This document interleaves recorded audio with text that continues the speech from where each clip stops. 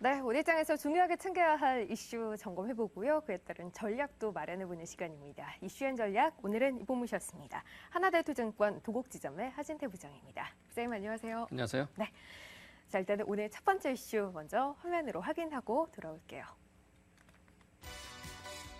삼성전자가 일본의 간판 전자업체 샤프의 지분 투자 계약을 체결했습니다.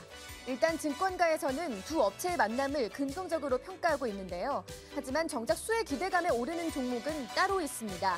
이슈앤 전략, 삼성전자와 샤프의 제휴 의미와 수혜주를 함께 찾아보겠습니다.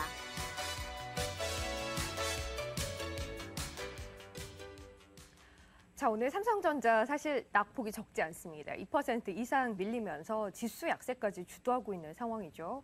하지만 앞서 잠깐 얘기를 했듯이 긍정적인 평가를 받고 있는 이슈가 있어서 점검을 좀 해봐야 할 것 같습니다. 일본의 대표 SD 기업 자금난을 겪고 있는 샤프에 이 자금을 출자해서 지분 3%를 인수하기로 했습니다. 양사 모두에게 긍정적이다라는 평가 뒤따르고 있는데요. 어떻게 봐야 할지 일단 이슈에 대한 분석 좀 해주시죠. 네, 일단 샤프보다는 삼성이 조금 더 긍정적인 부분이다라고 볼 수가 있겠는데요.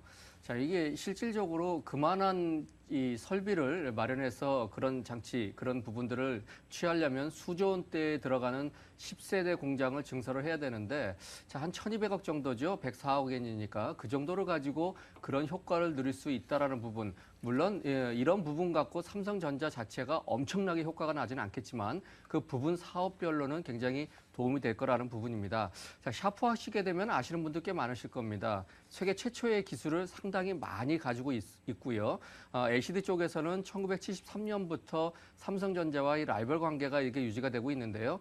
최근 들어서 자금난을 겪으면서 대만하고의 이게 손을 좀 내밀었는데 그것이 여의치 않았습니다. 자, 그런데도 불구하고 라이벌 사이인 삼성전자의 손을 내밀었다는 부분을 보게 된다면 한 가지 또 큰 의미가 있습니다. 자, 애플과의 주요 관계가 있는데 애플과의 등을 돌릴 수도 있는 어떻게 보면 도박과 기회가 공존하는 그런 정도 상태가 되겠고요.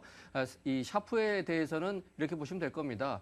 LCD 패널 쪽에서 60인치 이상의 고화면 있죠. 그런 쪽에서는 전 세계 출하량의 73% 정도를 육박하고 있기 때문에 아주 그냥 큰 TV에서는 절대 강자다라고 보시면 될 것 같고요.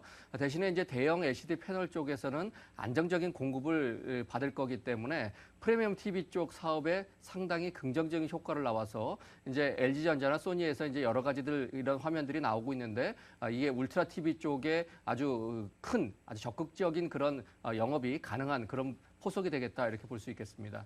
일단 삼성전자의 좀 더 긍정적인 소식이다. 샤프의 대형 LCD를 안정적으로 공급받을 수 있기 때문에 프리미엄 TV 사업을 안정적으로 영위할 수 있을 것이다라는 부분 체크를 해주셨어요. 말씀하셨던 대로 샤프 이제 연관해서 볼 때 애플과의 관계 생각하지 않을 수가 없습니다. 관련해서 LG 디스플레이의 호재다라는 분석도 나오죠.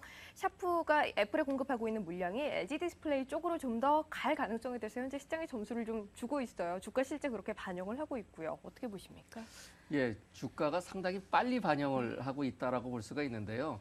실질적으로 LED 디스플레이 수혜는 될 것이다. 다만 이제 당장 되는 부분은 아니라는 것은 아실 겁니다.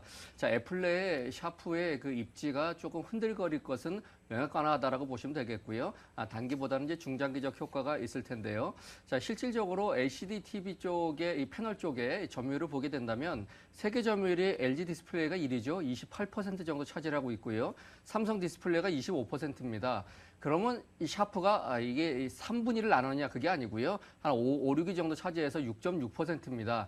실질적으로 6.6%에서 일부를 가져온다고 해도 순위가 크게 변동되지는 않지만 1위를 아주 이제 굳건히 다질 수 있다라는 그런 부분들이 있습니다. 그래서 단기 효과보다는 중장기적 효과가 가능해 보이고요. 그래서 오늘 LG 디스플레이가 많이 올라가고 있고 뭐 기타 수혜주라고 하게 된다면 실리콘 웍스 정도가 바로 좀 떠오르는 것 같은데요. LG 디스플레이의 아이패드용 패널을 이제 납품하는 그런 회사가 돼서 최근 들어서 애플이 조금 힘에 겨워서 실리콘 웍스가 굉장히 어려웠거든요. 네네. 그러면서 이제 요번에 오늘 반등이 나오는데 이 역시 단기적인 기대감에 조금 이게 나타난 현상이다 이렇게 볼 수 있겠습니다.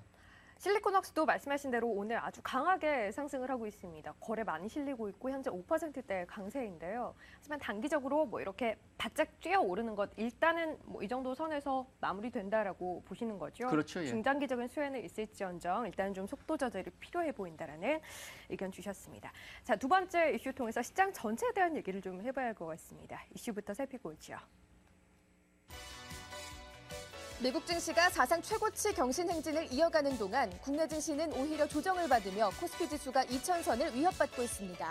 해외 증시 상승 랠리 속에 구경만 하고 있는 국내 증시, 앞으로의 전망과 대응 전략을 모색해 보겠습니다.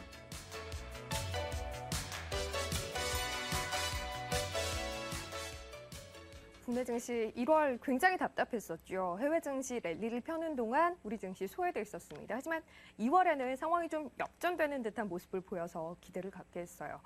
그런데 3월 시작되면서 또 분위기가 달라졌어요. 다우지수는 사상 최고가 경신하고 있고 일본 증시 랠리도 멈추지 않습니다. 그런데 코스피 오늘 2,000선을 장중에 이탈하기도 했단 말이죠. 분위기 어떻게 봐야 하는 겁니까? 네, 정말 그 강 건너에서 뭐 다른 나라 불붙은 걸 구경하고 있는 그런 상태가 되겠는데요.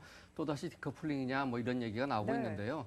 자, 일단 먼저 이렇게 보겠습니다. 다음 주 목요일, 딱 일주일 남았죠. 선물 옵션 동시 만기입니다. 네. 그거에 앞서서 지난달 초반부터 이제 월물 초반이죠. 그러니까 월로 치면 2월 말 정도부터가 되겠는데 외국인들이 상방향인 콜옵션을 대규모 매도 포지션을 계속해서 구축을 하고 있었습니다. 그런 것들로 인해서 올라갈 때마다 선물을 이용해서 사고 팔면서 전반적인 프로그램을 유도하고 그걸로 인해서 전체적인 시장을 좀 억누르는 그런 상황이 벌어졌었는데요. 어제부터 조금의 변화가 생겼습니다. 외국인들이 많이 매도했던 콜옵션을 상당 부분 많이 이익 실현을 하고 있고요. 오늘 같은 경우도 그런 부분에서는 조금 덜하기는 합니다만은 어느 정도 포지션을 조금 변하려고 하고 있습니다. 물론 아직까지는 하방향 우세에 있습니다. 하지만 아주 적극적인 하방향이라서 여기서 시장을 굉장히 많이 억누르는 부분이 아니라 소극적인 하방향 정도로 유지를 하고 있고요. 그리고 기관 투자가는 역시 양매수로 이 한쪽으로 가는 것이 아니라 어느 쪽이든 가는 방향으로 수익을 취할 수 있는 이런 포지션을 취한 바로 그 역량이 가장 크다라고 보시면 될 것 같습니다. 자, 이런 부분 속에서 보시게 된다면 다우지수가 사상 최고치를 올랐다는 네. 얘기죠. 실질적으로 우리 여러 가지 지표, 뭐 경제 지표, 뭐 고용 지표 다 지표들을 봐도 사상 최고치를 갈 부분은 사실은 아닙니다. 약간 오버페이스가 나오고 있는 건 맞지만 하지만 우리 항상 증시 기본적인 격언이 있죠. 수급이 재료보다 우선합니다. 돈으로 밀어붙이는 부분. 일시적으로 보시게 된다면 각 나라마다 유동성 장세로 돈을 굉장히 많이 풀었습니다.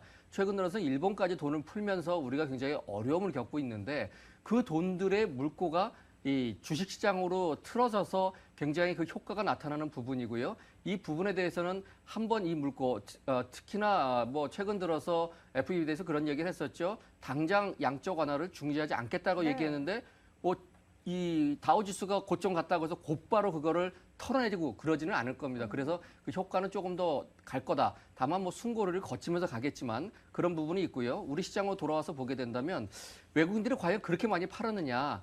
그거는 아닌 것 같습니다. 2월 달 들어서 특히나 변화가 상당히 많이 됐죠. 외국인들이 주식을 1조 5천억 정도, 채권은 3조 5천억 정도를 해서 5조 정도가 유입이 됐는데 외국인 그러면 이 코가 높으시고 이 눈이 색깔이 다른 사람을 생각하는데요. 중국인들도 외국인입니다. 그렇죠. 이렇게 보시면 될 것 같은데요. 유럽계 같은 경우를 자금을 비교를 하게 된다면 1월 달에는 5,800억 정도 매도를 했었는데 한 2월 달에는 1,700억 정도 매수로 전환됐고요. 특히 영국계가 순매수로 전환된 게 컸습니다. 네. 아일랜드도 마찬가지고요. 미국은 역시 뱅가드 펀드에 대한 부분 때문에 1월 달에 1조 9천억 정도 매도, 그리고 2월 달에는 3,200억 정도 매도로 굉장히 많이 줄어들었고, 줄었네요. 네. 예, 그리고 매수는 늘어났고 하는 부분인데요. 특히나 중국이 2월 달까지 4개월 연속 한 3조 가까이 매수를 하면서 상당히 이 시발점을 마련을 했다라는 부분이 있습니다. 자, 결과적으로 놓고 보게 된다면 자, 이 파생 만기를 전후에서부터는 우리 시장도 이제 턴할 수 있는 그런 분기점을 마련하지 않을까 이렇게 좀 보여주고 있습니다. 그러니까 분명히 수급 상황은 좀 개선이 되고 있고 물론 재료로 봤을 때는 크게 오를 만한 것들이 없어 보일 수 있으나 수급이 뒷받침되고 있는 상황이니만큼 우리 시장 역시 다음 주 선물 옵션 동시 만기를 넘기고 난 이후에는 함께 좀 상승세를 탈 가능성이 높아 보인다라는 얘기 해주신 거고요. 그런데 하나 좀 걸리는 것이 사실 3월 말로 가면서 이탈리아 총선 이후에 정부 구성에 대한 불확실성도 좀 남아있는 상황이고요. 미국 역시 시퀘스터 이제 본격 발동되기 전, 그러니까 3월 말 임시 예산안 종료되기 이전까지 정치권에서 협상 어떻게 진행될지 좀 변수입니다. 이 때문에 만일 변동성이 커진다면 우리 시장도 타격을 받지 않을까 걱정은 되는데요. 어떻게 보십니까? 자, 며칠 전으로 조금 시간을 돌려서 생각을 한번 바꿔봤으면 좋겠습니다. 네. 며칠 전만 해도 지금 말씀하신 두 가지 문제 때문에 큰일 나는 거 아니냐 이런 걱정들 했었죠. 네. 근데 미국 시장 어떻게 됐죠? 완전 무시했습니다. 이탈리아 어떻게 어디 붙어 있는 나라인지조차 얘기도 나오고 있지 않습니다. 시켓스 나오면 큰일 날 것 같지만 점진적으로 나오는 부분이기 때문에 해결될 거다라고 해서 올라가죠. 결과적으로 보게 된다면 그런 재료들은 시장이 조정을 필요로 할 때 다시 나올 것이다라는 겁니다. 실질적으로 돈의 힘으로 밀어붙이게 된다면 그런 재료가 나와도 뭐 잠깐의 스팟 뉴스 정도밖에는 안 될 그런 부분이기 때문에 돈이 잠깐 올라가다가 쉬고 싶을 때 그런 뉴스가 나오는 정도밖에는 되지 않을 것이다. 네. 그래서 큰 대세에 영향을 미칠 정도까지는 되지 않는다 이렇게 좀 보여지고 있습니다.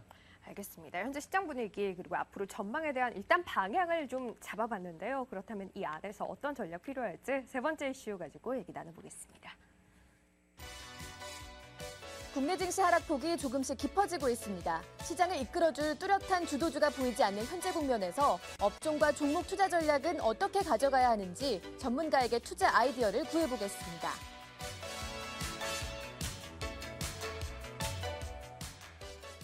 우리 시장이 답답한 이유 가운데 하나라면 거래도 굉장히 좀 부진하고요. 주도주라고 딱 떠오르는 것도 현재 없는 상황입니다.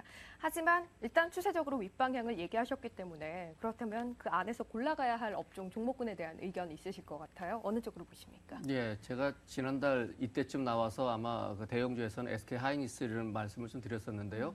굉장히 강하게 치고 올라오고 있죠. 자, 지금 주도주를 하게 되면 꼭 거래소의 업종을 생각하시다 보니까 특별하게 떠오르시는 것이 뭐 제약주 정도밖에 없을 겁니다.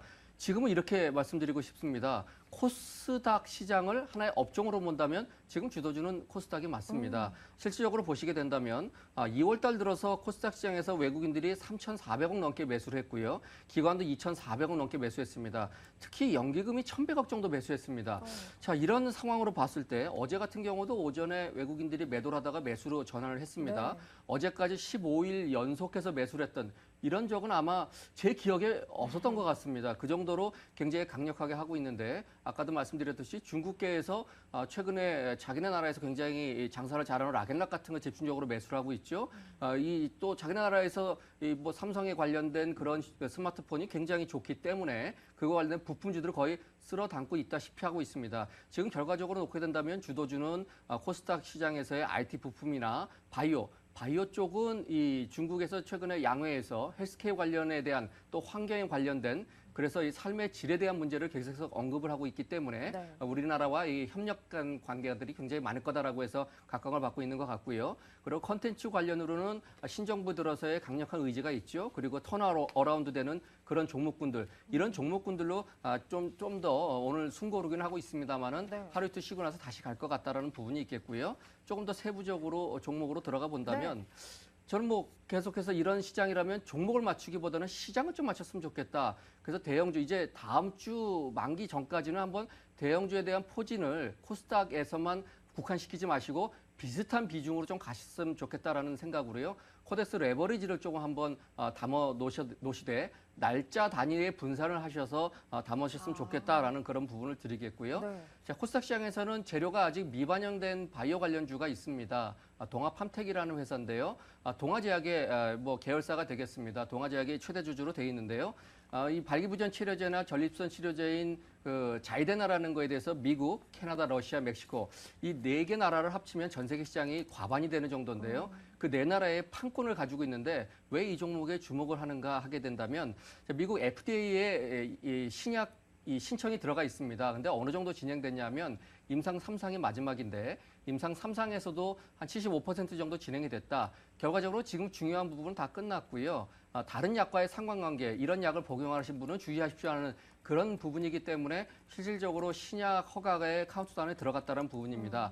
자, 그런 회사들이 또 있죠. 녹십자나 LG 생명과학 정도가 있는데요. 세 개 회사 중에 어느 한 군데라도 신약이 따게 된다면 우리나라 신약이 미국 FDA에서 승인을 받은 게 10년 전 한 번밖에 없었습니다. 네네. 그러니까 10년 만에 2호가 나온다면 아마 대문짝만한 뉴스가 나올 그런 거리기 때문에 또다시 한 번의 테마가 이루어질 가능성이 있고요. 거기에 중심에 있고 아직까지 다른 제약사들이 굉장히 많이 오른 반면에 동아팜텍이 동아제약에서의 최근 들어서 지분 관계가 복잡했는데 그게 정리가 됐죠. 그런 걸로 인해서 이제 추세가 상방향으로 틀어가고 있기 때문에 이제 그 저점에서의 매수할 수 있는 기회가 그렇게 많지 않게 남은 그 정도. 그래서 이 지수와 더불어서 코스닥의 재료주들 이런 부분들을 한번 좀 포진을 하시는 것이 어떨까 이렇게 말씀드리고 있습니다. 알겠습니다. 포트폴리오 내에 담아갈 만한 종목 저희 구체적으로 두 가지 좀 봤습니다. 지수에 집중해서 다음 주 만기 이후에 시장 상승할 것 염두에 두고 그 이전에 코덱스 레버리지 좀 담아보자라는 얘기 해주셨고요. 바이오, 제약주 안에서 덜 오른 동아팜텍에 대한 관심도 가져볼 것 권해주셨네요. 알겠습니다. 자, 오늘 이슈앤 전략 이 시간 이분과 함께했습니다. 하나대투증권 도곡역 지점의 하진태 부장 모시고 얘기 나눠봤습니다. 부장님 고맙습니다. 감사합니다.